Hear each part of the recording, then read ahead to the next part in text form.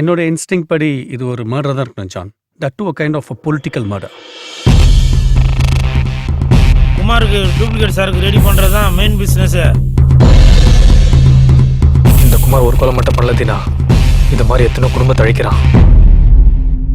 ரீசெண்டாக ஒரு ஆக்சிடென்ட்ல இந்த ஏரியா கவுன்சிலர் அறிவானந்தம் இறந்து போனார்ல, அந்த டெத்து பற்றி எனக்கு டீட்டெயில்ஸ் வேணும். ஏற்கனவே இங்க டூப்ளிகேட் சரக்கு பட்டை சப்பி பந்துன்னு உருட்டிக்கிட்டு இருக்கானுங்க. இதுல இது வேற.